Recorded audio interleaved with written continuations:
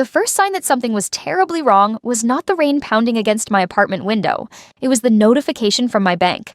I opened the app expecting to see the savings I had spent years building, but instead my balance showed $0.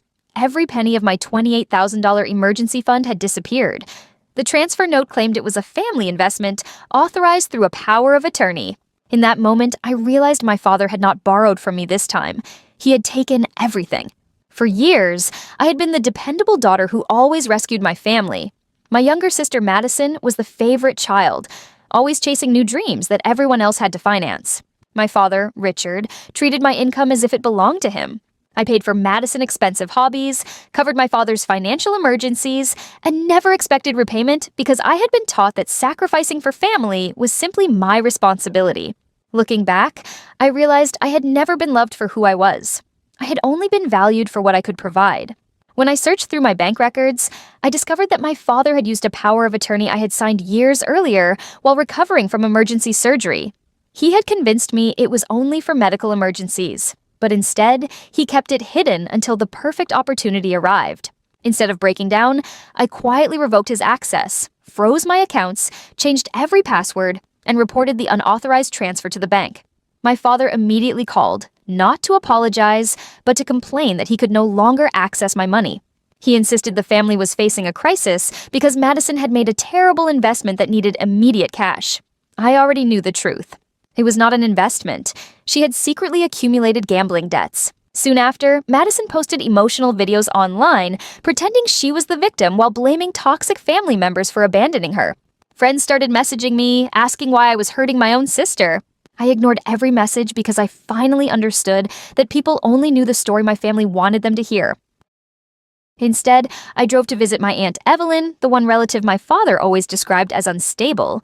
She welcomed me without surprise and revealed she had been expecting this day for years. From an old safe, she handed me documents my grandfather had left behind.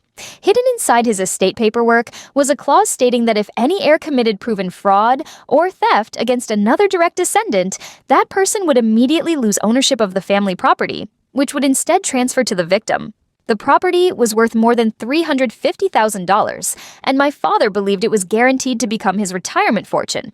He had never bothered reading the legal documents because he assumed nobody would ever challenge him. My aunt explained that my grandfather had always known exactly what kind of man his son would become.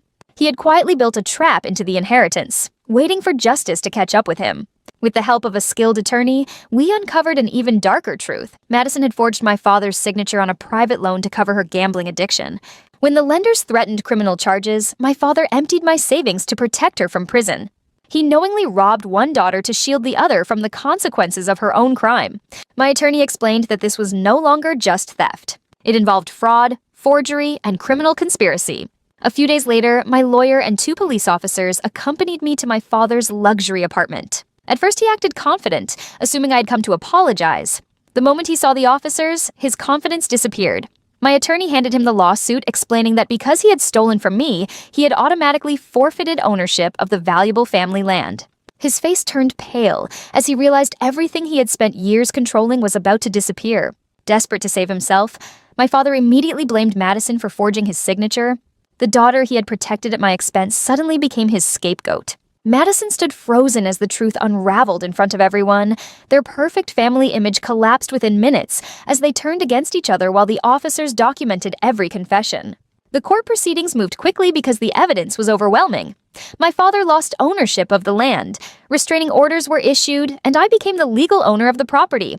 I sold it almost immediately to a conservation organization for $350,000.